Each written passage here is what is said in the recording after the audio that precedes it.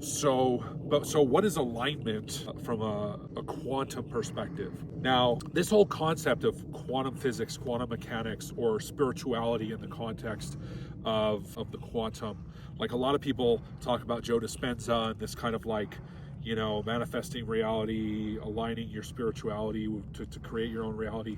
What's actually happening, in a sense, is you're this biological spiritual machine made by God, interfacing with the spirit world, and you have the ability through your mind, through the way that you think, through the way that you actually interpret reality and interpret your experience of reality, to shape and mold what's happening here and now in the physical universe or the field, right? Because your mind, in effect, you're just processing. You're like a computer, a microprocessor, processing this endless vast ocean of spiritual information, of spiritual thought, of spirit, of dark matter, whatever you want to call it. Like this, the substance of the unseen realm, spirit, matter, whatever it is. I don't know, like people say they've seen spirits, angels, this type of thing. It's energy that lives in the spiritual universe, and we are this interface in the physical universe. And some people, through developed skill or otherwise, have access to these other realms, and they can see, and we like people that can see spirits, or people that can discern energy and that sort of thing. And so I think everybody has that ability. It's to what degree have you awoken that ability in yourself that that develops your, what people call psychic ability, but which is really just the ability to read energy inside the field from a higher perspective.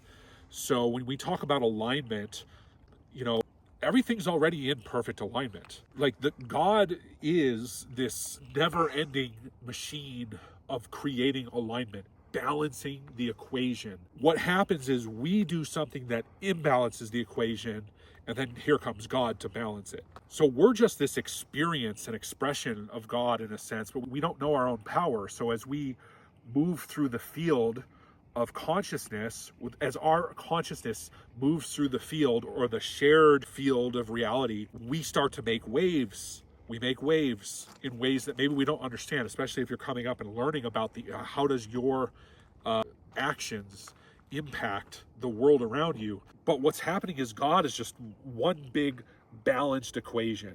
No matter what we do to imbalance the equation, God, the universe, the energy, it's like the ocean. It will perfectly come back into balance. So all that we're looking at here is this perfect alignment of God. This is God's creation. There's nothing out of alignment here. But if we started to tear stuff up and started to build and develop it and mess with it, who knows what we could be putting out of alignment, right?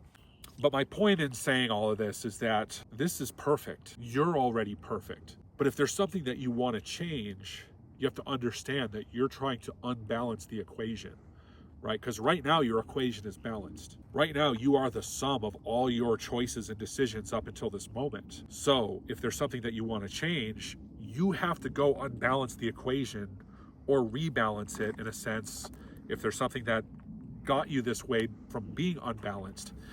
But that to me says that essentially we're already in alignment, and the world out here and God is constantly rebalancing and putting everything in alignment. So if that's the case, when we disrupt the field, or somebody else disrupts the field, or some other force disrupts the field, meaning your life, your reality, your shared reality perhaps, or your individual reality perhaps, what's happening is that the equation is just automatically rebalancing, but we oftentimes just react or recoil to the change or to the shock of something happening that's different, or that we don't know how to process mentally or emotionally. But essentially, we're in this machine. We are this machine. We're like a spiritual tape player. Think like a cassette player, right? Like we're the player, the machine, and the spirit world, or your soul, is like the tape inside the machine.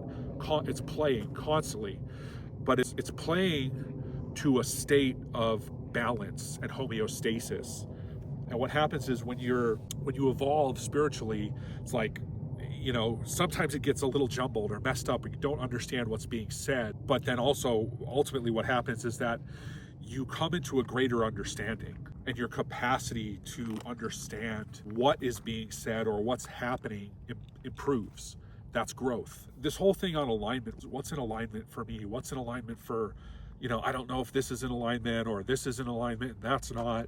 Like, it's good to know what your equilibrium is. We inherently know, I think you inherently know, your heart, your soul, your spirit, whatever it is, you inherently know when you're in balance or out of balance. When something like is not for you or something is for you, you inherently know. Now, fear oftentimes will stop somebody from exploring, something that takes them too far out of balance. But your best growth is going to happen when you throw yourself really far out of balance. You don't know how you're going to handle this thing, or you're really scared to do something. You already know that you're going to get the most growth from doing that thing. Carl Jung said, where your fear is, that is your task. And so it's that thing, right? You're afraid to do something, but you know it'll lead to a massive breakthrough or massive growth. Like, you have to do the thing because that's you forcibly imbalancing the equation. And you know that by virtue of the universe and the nature of God, the nature of the universe and existence, it's going to rebalance. But when you push the envelope, your world gets bigger and it starts to rebalance around where you've pushed the envelope. Now, all of a sudden, you are the one changing and pushing the envelope and moving your reality forward. So at the end of the day, as the universe is constantly maintaining balance, that's the Tao. As this is occurring, as we're in the Tao, we're in balance, we're in flow, realize that your expansion is ultimately your responsibility. It becomes your responsibility to grow your world, to grow your mind, to grow your experience of life by knowing when or choosing how to imbalance the Tao. In the sense of, when you know that when that occurs, your reality will come back to baseline, but your baseline will be bigger than where you were before you took the action that you were afraid of. So act in spite of fear. Know that you're responsible for every effect that you cause in your life and in the universe, good or bad. As you take responsibility, see, people will get upset about that, but the reason I say that is because as you take responsibility for the effects that you cause, you retain power. If I'm a victim and I say, this person did that to me, that's giving away the power. Now, all of a sudden, you don't have the same level of power that comes from the responsibility of, this person did that to me and I reacted a certain way, I'm responsible. Right? When the balance of the equation of the Tao is disturbed in some way or moved, or the envelope is pushed by taking uncomfortable action, this is where you start to shape your reality.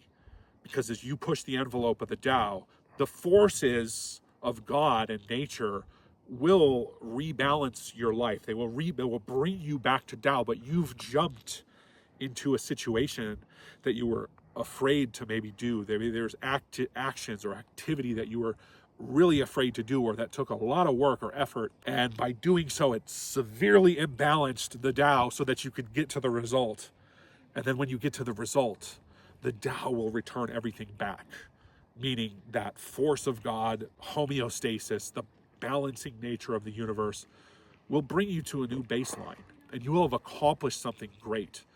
So this is just a glimpse into the process of active, I'll call this active manifestation. Manifestation is like trying to bring something about with your mind without action. Active manifestation would be this: taking the action, achieving your goals through activity and action and decisive identifying a target or a goal and taking decisive action, understanding how it disrupts the balance of the universe momentarily, and then stepping into a new reality as the universe around you then rebalances and comes back to baseline. So that's alignment.